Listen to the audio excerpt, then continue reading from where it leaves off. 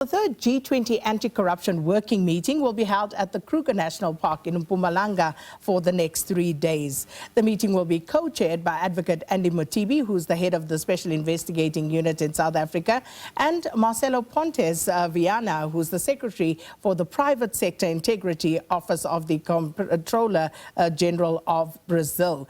Tumelo Machogo is standing by to give us more details on what we can expect at this event. Tumelo, good morning. So out in the Kruger, beautiful morning. What can we expect here?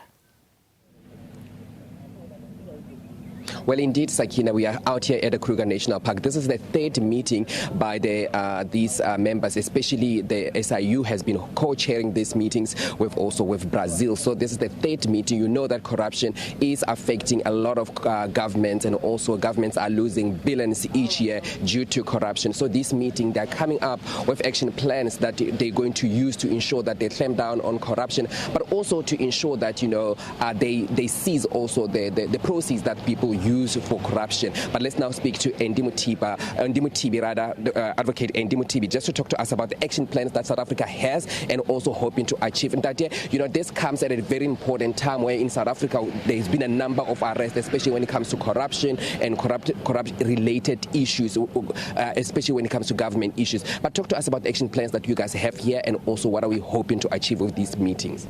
No, thank you very much. We appreciate this opportunity.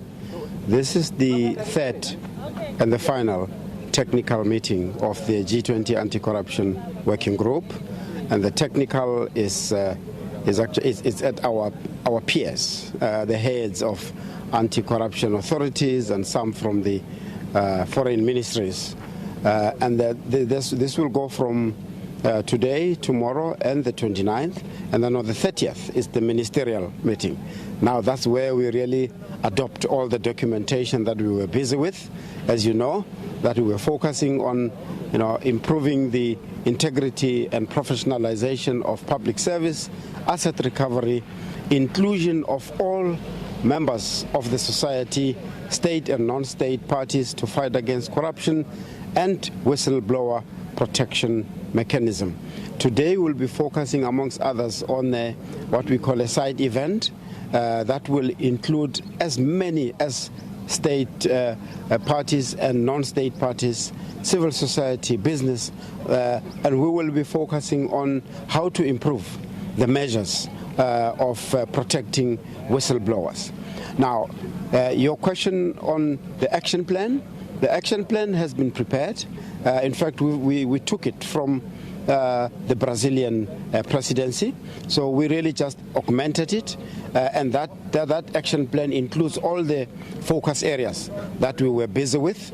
On the professionalization of the public sector, as you know, that the Department of Public Service and Administration is leading that part, so we are going to see these outputs included in the developments of the legislation, the Public Administration Management Act that has been developed. We want the public service to be professionalized and to ensure that there's integrity in the system. Because as we investigate, you may know that we find that a whole lot of public officials, not all of them, but a number of them are involved in collusion, colluding with private sector in the commission of corrupt activities. That just goes to show on the integrity of our officials. But we also want to now strengthen our asset recovery mechanisms.